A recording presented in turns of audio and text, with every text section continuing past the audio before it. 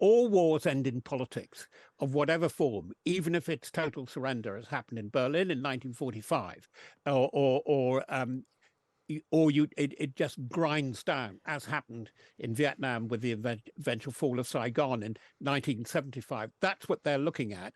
And what they're saying to the political class is, come on, work this through to this conclusion. But the other thing that's very strong, and it's very strong from Bill Burns particularly, is support for Ukraine, for support the initiatives Ukraine is doing. And lately, he's said, generally this afternoon, he thinks the Kursk incursion into Russian territory was a bold and brave move. And as far as he can assess, it has upset the Russians, which is what they're trying to do. They've got to get into the Putin mind games, because those are only just getting underway, particularly for the American presidential election season. Now, the international world order is under threat in a way we haven't seen since the Cold War. That's the stark warning delivered today by the heads of the UK and US foreign intelligence services. The chiefs of MI6 and the CIA also said both countries stand together in resisting an assertive Russia and Putin's war of aggression in Ukraine. So Richard Moore and William Burns were appearing together at a security summit in London this morning. The two men have also written a first ever joint article in the Financial Times, saying that they saw the war in Ukraine coming and were able to warn the international community, in part by declassifying secrets to help Kyiv. Let's talk to Robert Fox, defence editor of the Evening Standard. Hello, Robert. Hello. So there are a few things that jumped out at me from this piece, not just how many fronts are considered critical and dangerous, China chief among them, but also Russia and Ukraine and the work going towards a ceasefire hostage deal in Gaza. But I'm quite interested to know, how helpful an indicator do you think this is in lifting the lid on what the joint priorities for our two intelligence services are? I think you have to ask, first of all, why they've done this. They've been coming out of the closet quite steadily, both the CIA and the Secret Intelligence Service, MI6, advertising their wares. But more to the point, as these two are doing today, is advertising their warnings. And I sense behind the FT article and also the latest report at the conference from them a sense of frustration that the public in general, and perhaps even our civil service, the public administration, both in the US and the UK, are not taking this seriously enough. We know in both cases there is quite a strong peace party for peace in Ukraine. Can't we do a deal with Russia? The answer is simply no, provided by these two, because whatever overtures there might be about peace from Putin, it's all part of his war strategy. Park that. It is really trying to get the argument or the analysis across of really how complicated everything is, and that there are no geographical boundaries anymore in the security sphere. I certainly got the sense from reading that piece, especially when it spoke about all of the different ways in which they were working together, open source intelligence, but also things like social media, that this is one of the most complex areas that the public in many ways will find it very, very difficult to understand. And I think you just touched on that when you have to ask why they are doing this. Can I just get a sense from you of how unusual it is to be so candid and to publicly write an article in this way? Is it something that's becoming a bit more common, and is it something that we've seen precedent of in recent years? Well, these two are reasonably well known, because Bill Burns, as was revealed in this piece, has been an important negotiator for a hostage release and a possible ceasefire Gaza and the Middle East. And he's obviously pretty fed up, because in the FT article towards the end, they state quite clearly that they should be moving to an agreement. These are two first-class diplomats, amongst other things, and they realise the nostrum, which seems to escape a lot of the war leaders, is that all wars end in politics of whatever form, even if it's total surrender, as happened in Berlin in 1945, it just grinds down, as happened in Vietnam with the eventual fall of Saigon in 1975. That's what they're looking at. And what they're saying to the political class is, come on, work this through to this conclusion. But the other thing that's very strong, and it's very strong from Bill Burns particularly, is support for Ukraine, for support the initiatives Ukraine is doing. And lately, he's done, only this afternoon, he thinks the Kursk incursion into Russian territory was a bold and brave move. And as far as he can assess, it has upset the Russians, which is what they're trying to do. They've got to get into the Putin mind games because those are only just getting underway, particularly for the American presidential election season.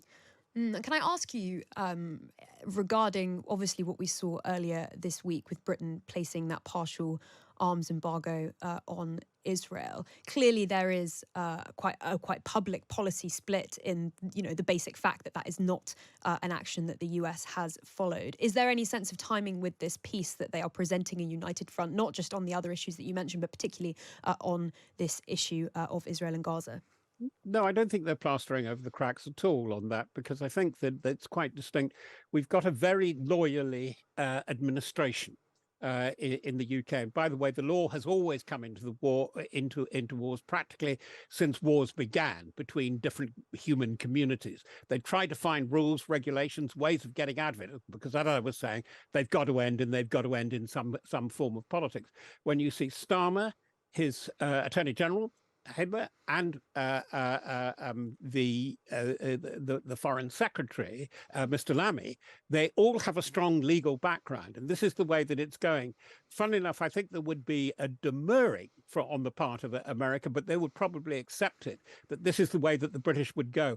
I don't see the Burns-Moore initiative as related to that at all.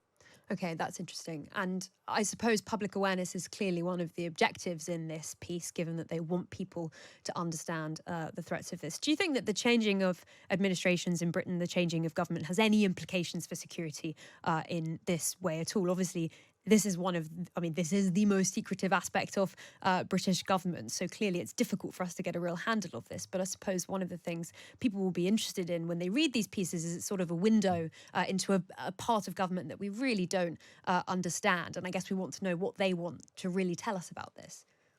Well, what they're gearing up for is, as when there's been a regime change, as there has been, we don't call it that in the UK, going from Conservative to Labour, is that they set out the defence and security a plan, and that's why we're having the defence review. Actually, I see some of this as related to that. It is trying to say, through the administration and the parts of the administration which really, there are bits of the Cabinet Office, the Foreign Office, and the Treasury above all, which just don't like defence at all. What these guys are saying, it's really important. And what Mr. Burns is saying, by the way, probably an Anglophile, both these guys are Oxford graduates, it turns out, is saying, Britain, you have an important and vital part still, despite Brexit and all that, you are the bridge, and it's going to be very important. Now, this is going to be a discussion which has barely appeared in Westminster yet, but it's going to begin to dominate within a month, and will go for about 6 months until Starmer and Healey and Lammy and Rachel Reeves have decided what they're going to do about defence, because a lot really needs to be done against this changing background, so well described by Moore and Burns. Do you think there's any sense from the US that they think that this isn't something that Starmer and Lammy and co are taking as seriously as they should be? I'm not sure.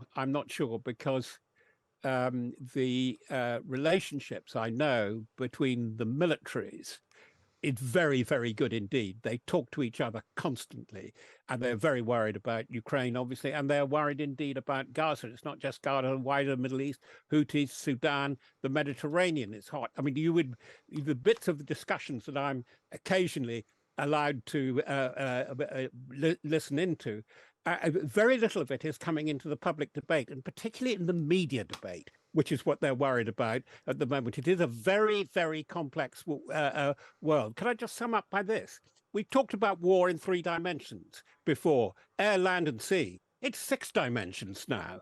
It's cyber, it's space, and it's information. And that's what people like Bill Burns and Richard Moore are really trying to say, look, we've got to gear you up to this. We don't want to frighten the horses. We're not alarming the public, but you, public, you are part of the battleground now, which is what we learned from the cyber operations in 2016. And they're worried we're going to get even more now in this very volatile electoral period from the autumn of 2024.